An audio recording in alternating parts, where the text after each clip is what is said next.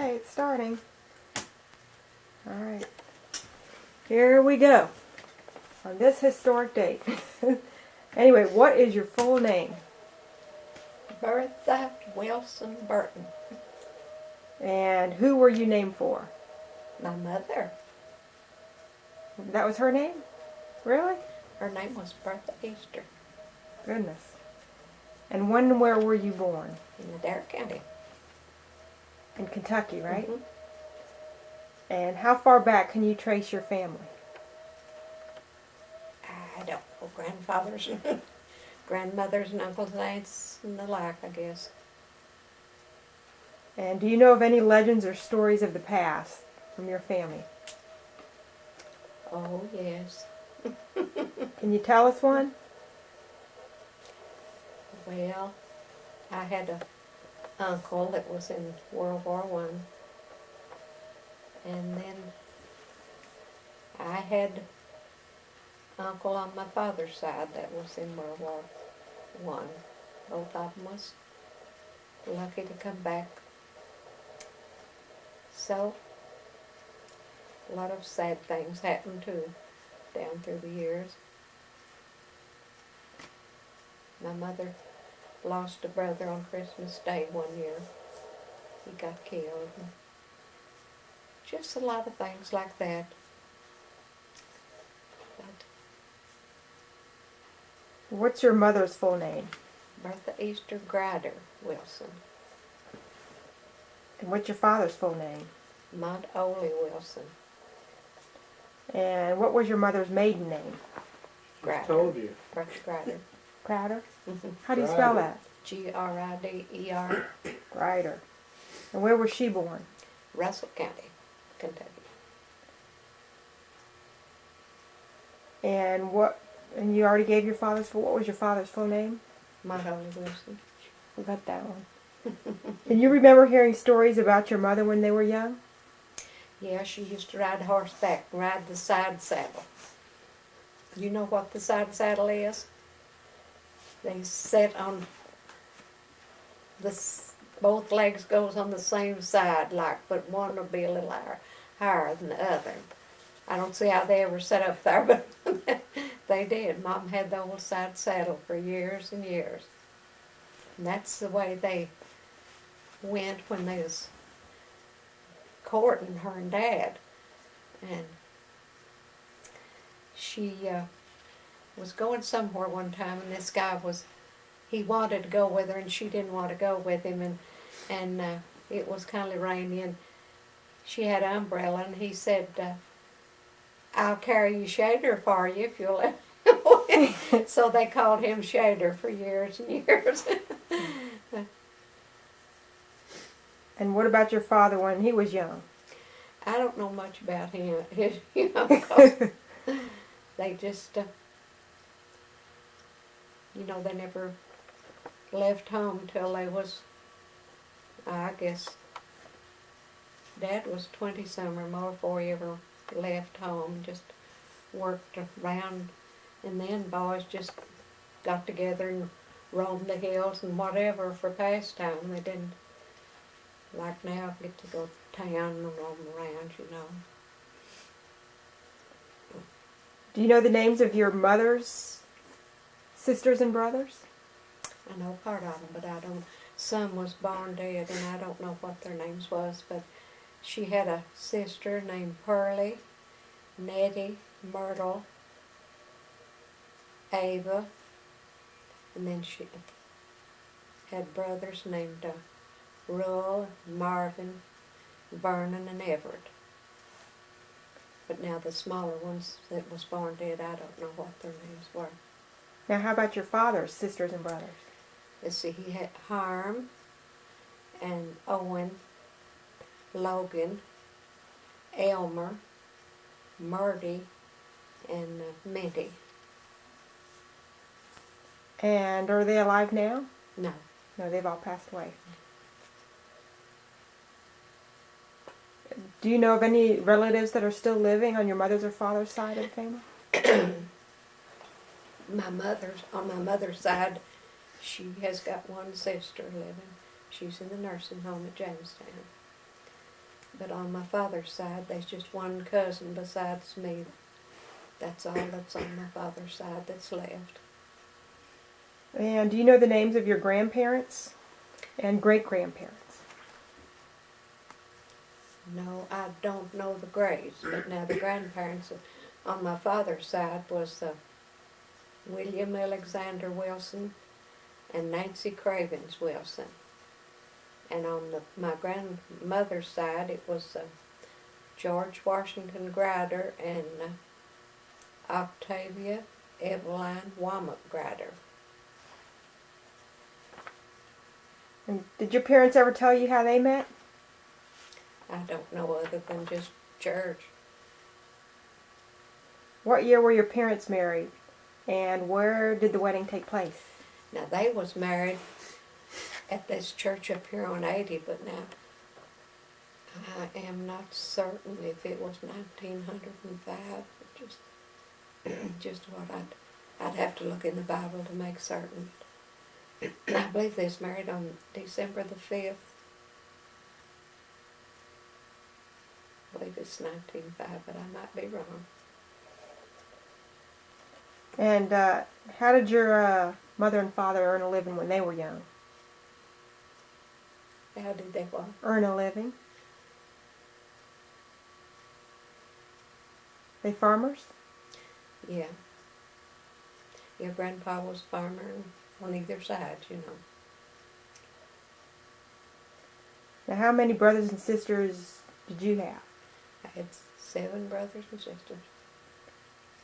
And what are their names? The boy's name is Etheridge and Jesse and Samuel. And the girl's name is Mamie and Mildred and Ethel and Maisie. And where did you live when you were growing up? Spent about 7 years in Illinois and the rest of the time here on the farm. And what were some of the earliest memories you had growing up with your siblings? Just work, about all I can. That's just about all I know.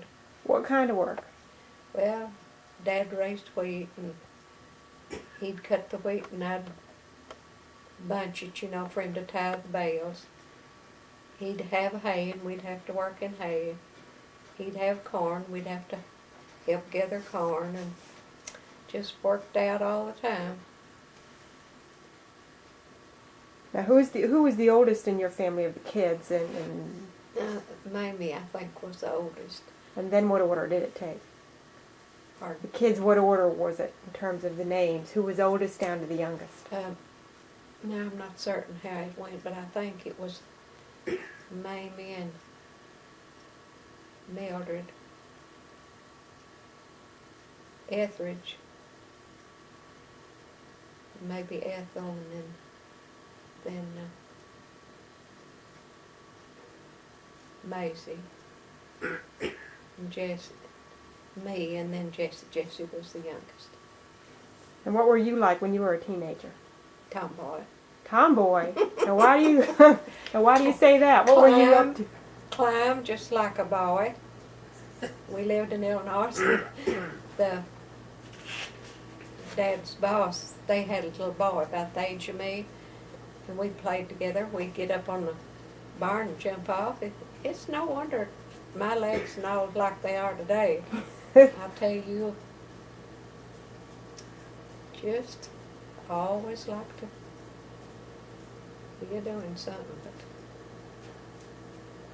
But then you'd go out in the woods, you know, and make a playhouse, and you just used whatever was out, you know, for your playhouse. You didn't have dishes and stuff like children has today. You take like broke dishes and just have playhouses, and when the neighbor children come, you'd go and play in the playhouse, you know, and we all had a good time.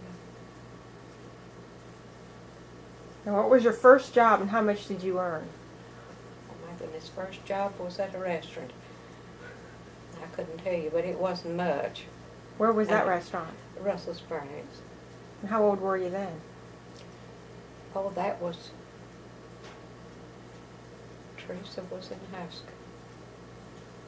I was in my 60s, no. I was in my 50s, something like that, I guess, because Now, Patty worked up there. That's where she met Gary at. And I'd work on weekends and then some through the week, but not too much. But then when school started, why I had to quit. And she just begged Robert to not let me quit. She wanted me to work on, but I couldn't do what I had to do here in school and up there too. But she didn't want me to quit. what was the name of that restaurant? Triangle. Triangle. Now, where did you go to school? Well, I went in Illinois them years that we lived there, and then I finished down here at Conover. What was the name of the elementary school? We have elementary school. Um, It's one room schoolhouse. Yeah, it's one room till this one burnt down here, and when they built it back, they fixed 2 rooms. And then after they, done away with country schools and moved to town, and they redone the building while they took the petition out and just left it one and fixed the bathrooms and everything like it is now. But the old schoolhouse that I first went in, it burned. And then they built this and it's there now. And how many kids went to the school that you did, the same school you did? All of them but Teresa. Oh, they did? Same school you went to? And how many, when you went, how many were in the school? Oh, they'd be 40-some or something like that. And how long did you go to school? I had 1 year of high school. Now, do you remember the days of the Great Depression? We was in Illinois. I had to come back. You came back here during the Great Depression? Yeah, September. Now, how did your family cope during that time? Well, Dad, his boss, he didn't go through with all he had promised my dad, So Dad thought, as we had the farm here and everything, why just best that we moved back, and come back to Kentucky. So that's where we landed. And can you remember some of the wartime experiences? Now I remember World War II. You do? What do you remember about that? Everything was rationed, so sugar, you had to have stamps for it, according to how many in the family, and just so many things that it was so scarce, Michael was a baby, and we needed syrup to fix his milk, and you couldn't get no syrup hardly. So we had to change and get this big can of stuff from the drugstore to put in his milk. It's real sweet, maltose like. And then after the war broke and we could get K-roll syrup and all, he wouldn't have it with that in it. It had to be what he's used to, But anyway, it was so many things that was so scarce during the war. And it was just a bad time with so many being boys took, and I can remember the day that Pearl Harbor was hit. We had been out with Ace and Carrie, Robert's sister, and her man, and he had the radio on and he was telling about it as we come back in. And then Robert had to be examined, and he was ready to go to the Navy, and his age, they didn't take him then, but he was done, ready to go. And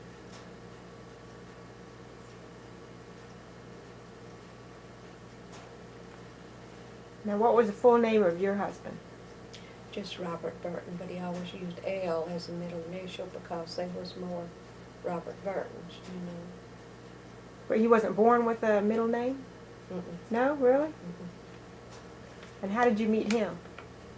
Church Really? What church was that? Where? down in Freedom.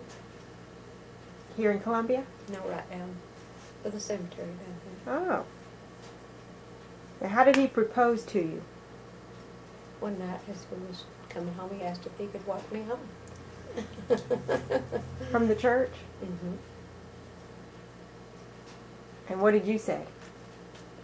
I'll do it. Is that what you told him? Just like that? Yes. Now, how old were you when you got married? 17. And what was the date of your wedding? December the 2nd, 1939. And what's today's date? December the 2nd, 2001. Wow, it's your anniversary. How about that? I say, we've had a big day.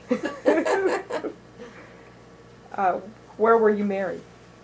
At the home of Mr. and Miss June Kimler.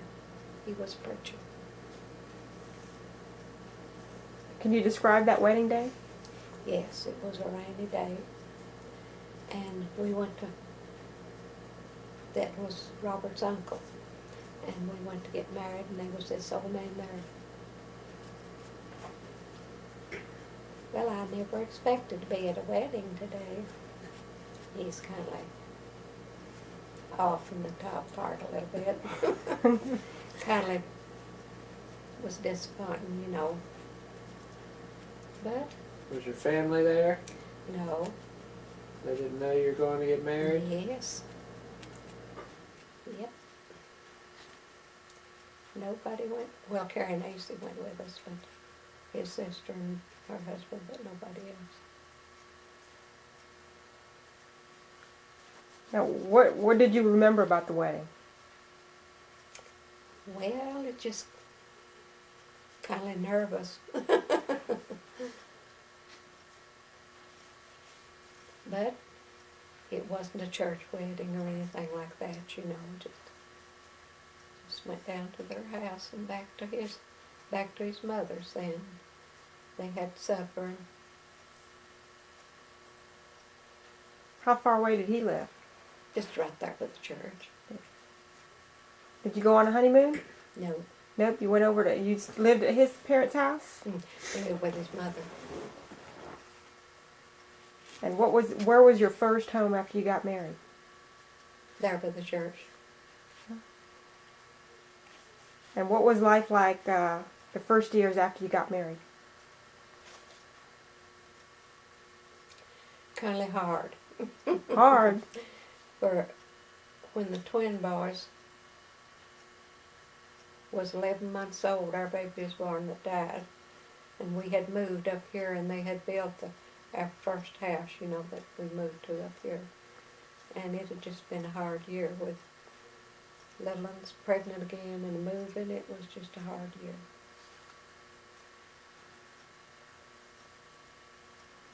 Now, how many children did you have? 12. 12. And what are their names and where were they born?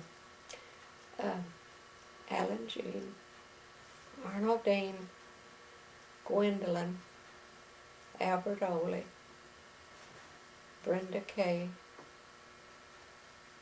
and Michael Douglas, Carolyn Sue, Jerry Dale, Danny Chrisman, Patricia Ann, Gary Wade, and Teresa Lynn. All was born at home but the 3 last ones, and they was born at the doctor's office. Teresa's born in a car. Oh my goodness. Don't ever try that. You'll have to tell us about that. Well, then we went to the doctor's home, and his wife said that he was out on home calls, but she didn't know where he was at. She said, go to the office and wait 30 minutes and come back and I can tell you where he's at. Well, before the 30 minutes was up, I knowed it wasn't no going back. I had been sick, but I had washed that day and had washed some quilts. Had them stacked in the back porch. So as we went out, I picked up 2 quilts and put in the car. And Robert said, "Are you certain that this is what it is?" And I said, "I've had 11 children and I ain't failed yet." So when I saw that I couldn't wait no longer, why, I got out and fixed my bed. And he said, "Can't you wait till the doctor gets here?" And I said, "No, don't think so." So just in a few minutes, well, she was born. And then just in a few minutes, the doctor just come a flying in. Oh, he was on 2 wheels when he come around. And he said, "It's a girl, ain't it?" And Robert said, "I don't know." And he said, "Many children you've had and you don't know where it's a girl or a boy?" Oh, Lord. Well, Robert had had surgery in July. And they sent to come with the ambulance. They put me on the stretchers. Stretchers wouldn't go through the,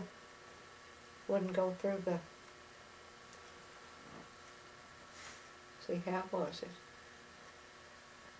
Wouldn't go through the door some way. And he had Robert to take me around to behind to that door, and it wasn't no bigger. They brought me back then, and they sent for the ambulance, and the car door then didn't open clear back like they do now, just so far. And they like to pull me in too, getting me out of that back seat. I hadn't learned to walk again. And then they put me on them stretchers, took me in the office, took me off of that on the doctor's bed. And after so long a time, back on the stretchers and back home, and then on they like to pull me in too. Now that's all there was to it. She was 3 days old, and she took the colic, and just cried from 4 o'clock in the evening till about 11 if I was lucky. Have to rock her in an old straight chair, just rock, rock, rock, rock, rock. Some nights it'd be 1 o'clock before I'd get her to sleep. She was the only one that had the colic. But she sure paid up for all the rest, I tell you. Now, you had twins, didn't you? Your Mhm. first kids were twins, and you didn't know you were having twins, did Mhm. you? Tell us about that. Well, just never was anything said, but I was awful big. I was awful big. For see, each one of them weighed more than 6 pounds apiece. And never had an idea that I was even, going to have 2 till the night they was born. So that was the first twins that had been in their county for a long time, and people come from all over to see them children. You would have thought we performed a miracle or something. What was your reaction when the twins came? Well, I was tickled to death, of course. 'Cause I always loved children, but I never had any brothers, sisters younger than me, that lived, and I never was used to little children, but I love little children. But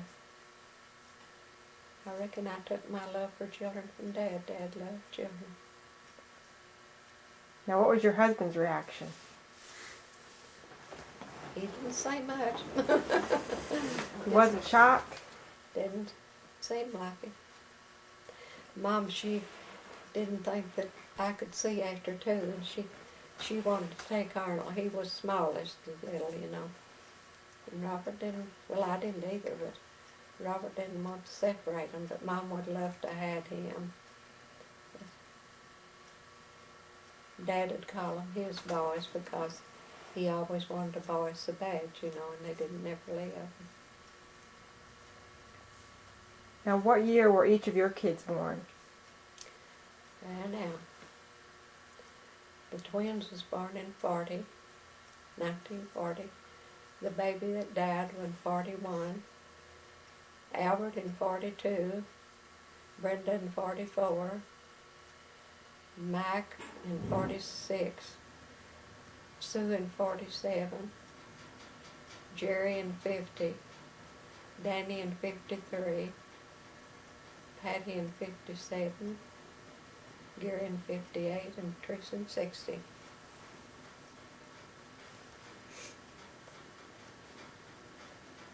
Now, can you tell us what were the names of the spouses of your children and their kids' names? Now, part of them I don't know. That's too many to read off. Go on to the next question. She can't answer that. Be here the rest of the night naming names. All right, we'll skip that part then. Well, Alan had 3 wives, and Arnold, he had 3 or 4. And Brenda had Brenda had 3. Gary 2. Danny 2. So, just, too that's many way names. Too many to name, huh? Now, can you remember anything special about each of your kids when they were growing up? not really. There's all just having big times. Now, what about that measles episode? Can you tell us about that? Oh, my Lord. That wasn't a bit funny. Albert was the one who took first. How old was he? Oh, he was, that's before he went in the army, but I guess he was 16 or something like that. And then we had 7 at one time, so I guess you better hush. He can be on it too. We'll let you pick up and tell us about the measles episode. I don't know where I was. Albert was 16. And we had just had water put in the house just a few weeks. And we had 7 with the measles at one time. And Patty was the baby. I was pregnant with Gary, and I took the strep throat, and we really did have a bunch of sick people for a while, but it was cold weather, and it got by, but it was kind of bad. And who did Albert give the measles to? Our neighbor man, he was A.C. Roy. He is real old, and he had come up here, and he said he wasn't going to take them, you know. He was old, and he'd had a lot of chances, and he wasn't going to take them. But he did. He got a good case. But he got along good. I guess he recovered. But you know, me or my 11 children never did have the whooping cough. Really? And that was going around at that time? Well, you know, when your children's going to school, a lot of times they'll catch different things that way, but mine never did get the whooping cough, and I've never had the whooping cough. Did you take your kids on trips and go visiting, or? No. Not very much we ever went anywhere. Stuck to the farm? To church and go to Cumberland Fall once in a while. And not very much anywhere. For a long time we didn't have cars. How old was you all when we got our first car? The first one was that old car that up Elmer. Yeah. Yeah, he was that old, what they call it, old touring Chrysler. Was on the order of a Model A, the doors open back on. Oh, we just as happy and that as we had good sense. Had wooden spokes and wheels. It was a fancy car for its time, but it was in, I guess it's in the 20s, some model way. Probably. It's old. But I hope he That did. thing just run just like Yeah. Singer sewing machine. Is that right? We'd all get in that and go to church all this. Them boys Looked having like a Beverly Hillbilly going down the road. Now, how many people would it hold in the car? 30. Oh yeah, you could put a touring bus in it probably. You could put the Burton clan in it, right? Well, there wasn't really that many of us at that time, was no. Tie a wagon to the back and going. it? Well, that's the one that Mike fell out of. The door came open down there Yeah. across the road. Going to church down the gravel road. The back door's open to the front. And then of course the front door's just one back like you niece Wayne got over there next to the door. Hit the latch and it just about tumbled out. He had on a little cap. It was leather, but it had fur across the forehead here, and it just tore out big gaps of that cap. They said it hadn't been that cap. I guess it had killed him. Oh, his head swelled so big, but it just kind of swung out. You know, he didn't just fall out real big, but like scared me to death. Of course, I was pregnant with Sue. Oh, his head was in awful shape. And how many grandchildren do you have? 26. 26. Can you name them all?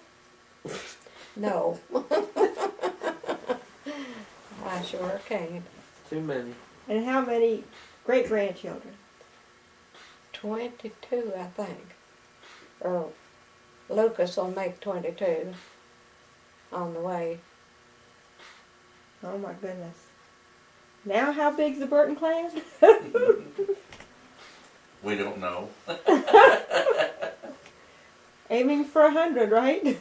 Lord, no, let's hope not. Now, what kind of community work did you get involved with? Homemakers is all I know. Club. And what do they do? Well, we have a different lesson each month, and each member brings one dish, and we all have a meal together. We have scripture, Bible reading. We have prayer requests and prayer, and then we have our meal. Then we have roll call and have our lesson. Do the elections, Huh? we work the elections for all. Yeah, I worked at elections different times before I started working at school. Now, was that a homemaker meeting you were telling us the other day about the little fire incident? Yes, at our supper last year. You have to tell us Christmas about supper. We was in line to eat, and they had decorated the tables with candles, and this lady had her styrofoam plate, and she was filling her plate, she held it too close to a candle, and it burned a hole in the bottom of her plate, burned her hand, and the food was dropping down on the table. Some of them got so tickled they just almost passed out. But it was kind of funny, but it wasn't either. But she was losing all her food before she knowed what was happening. Now, tell us about some of your hobbies. Making quilts. So how long have you been making quilts? Long time. I made my first quilts before I ever married. I stayed with a lady, and she was the one that taught me how to start piecing quilts. And she helped me piece and quilt 2 or 3 while I stayed with her. I stayed 6 weeks with her before I got married. And how old were you then? I was 17. And we'd pick work of a night, you know. And she taught me how to make biscuit and just different things. She was really good to me. Well, cooking must be another one of your hobbies too, don't you think? I always enjoyed cooking till since it's just me and I don't enjoy cooking just for myself. You can't cook a little amount of anything that's very good. You have to cook enough that you know you've got something in the pan before it's good. What was a typical Sunday meal at your house? Fried chicken. And it still is. When Patty comes in, she looks in the oven to see if there's chicken or, did you fry chicken today? She asked me that today up at the shower. What else with the chicken? Hmm? What else did you make with the chicken? Oh, mashed potatoes and green beans and slaw or sliced tomatoes, gravy and Corn. yeah, Cream corn? sometimes corn on the cob. Some kind of pie. And what about that? How long have you been making that chocolate pie? Long time. Not made that many times that I fixed for Danny last year, but they ever tell you about that one? Mm-mm. For homecoming last year, he always wants chocolate pie. And I was feeling bad, and I thought, well, I'll just get the instant pudding mix, and I'll fix one out of that. And I did, and just fixed my meringue and put on top. He cut him a piece, and he said to Brenda, "Who made this pie?" She said, "Mom." He said, "No, it didn't." She said, "Yes, you did." And he said, "There's something wrong. It's not right." Nobody never did tell him what it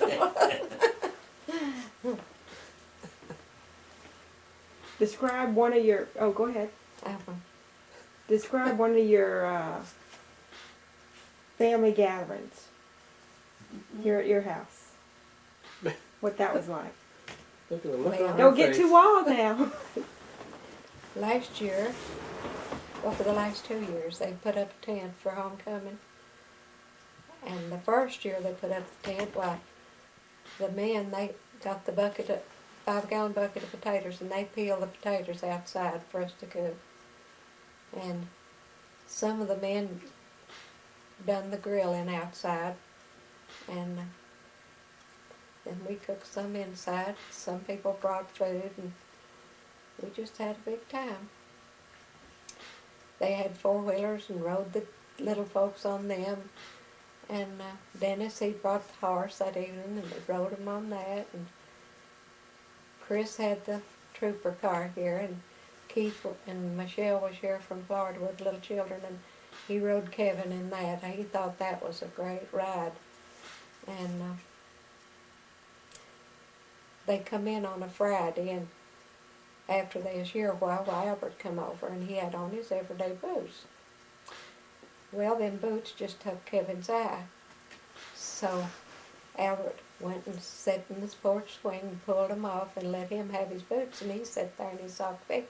And they come away up on the little feller's legs. He'd play ball with them boots on, just a clopping around. He thought that, what was it you called him, Farmer? Cowboy Jack. Yeah, Cowboy Jack. Then they took him on Monday and got him a pair of boots. And they said he had some big talk when he went back to school about his Albert getting boots, you know.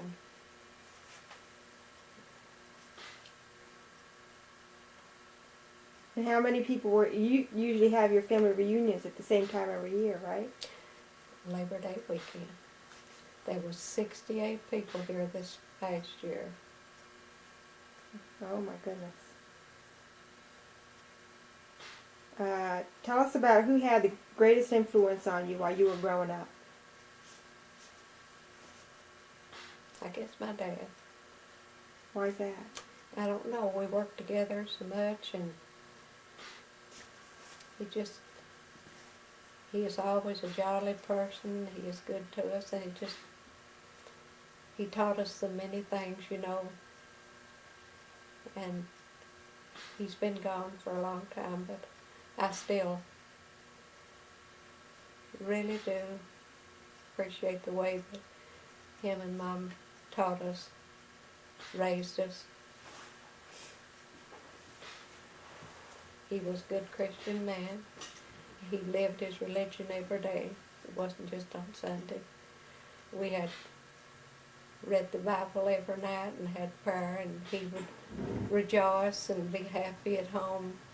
Just us there, you know, just same as we as the church.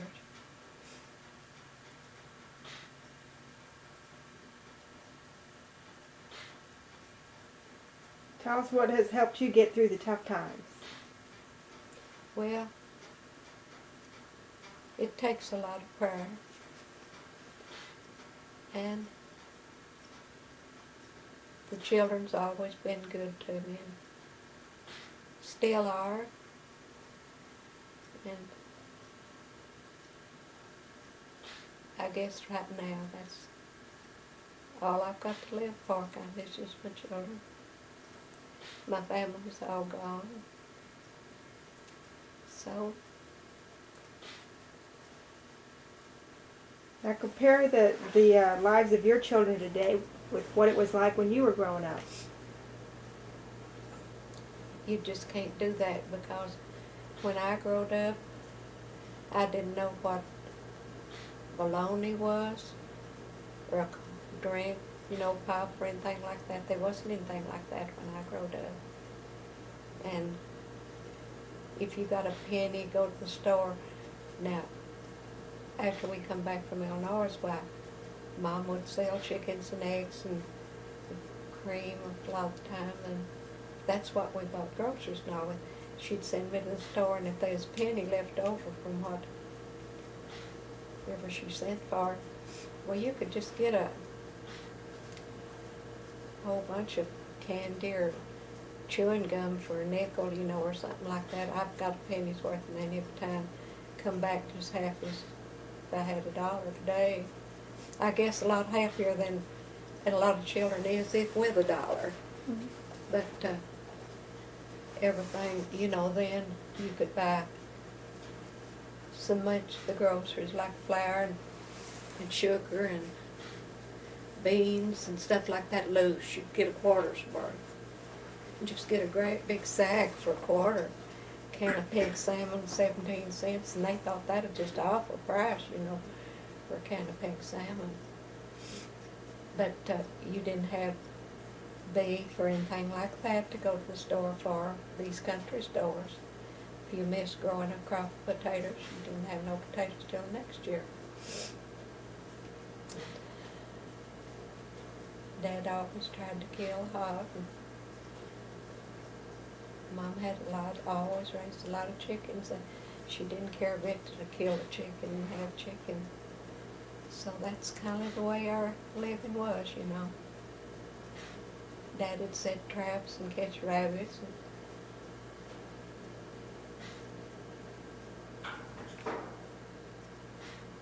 And the biggest thrill, I guess, was drawing water out of the old open well. Where was that? Well, there's just a big old hole in the ground with Out there below. they dug it, you know. I reckon they blasted it. I don't know how they done it. It's before my time, but anyway, it's just like a fork on each side, and a log of a thing put across, and it had a handle on it, and there was a rope and a bucket that you'd turn and let that bucket down, and then you'd bring it back up. And one evening, Mom was gone. Dad was cutting corn, and I come in from school, and I was so thirsty, and I thought, well, I'll get me a bucket of fresh water. And when I started to see if my bucket had sunk, them planks broke through, and I thought I was gone. It like to have scared me to death. I never did get no water. And Dad said that he never dreamed that them planks was in that bad shape, you know. Well, I'd have drowned it if I'd have went all down in there. And I guess that's the scariest I ever was. We used to have to carry water from out here for the chickens, for the hogs, and for to wash with, and There's just somebody going getting water all the time. Arnold used to cut wood, cook wood. He said the more he cut, the more I used. And did you like growing your gardens? Oh yeah, that's my life in the summertime. I love to work in the garden. What kind of things would you grow? Corn, beans, lima beans, cucumbers, tomatoes, potatoes, sweet potatoes, pepper, onions. We used to grow a lot of lettuce in the spring. Robert liked that green leaf. I've not grown none for a long time. Anything I've missed? That was something like that, what it was. Yeah, cabbage. Are there any stories you'd like to tell us about that I haven't asked you about already? I think I've covered everything. Now, if you wanted to give a message about life and love to your children, grandchildren, and the generations to come, what would that be? Love one another and have a lot of happiness.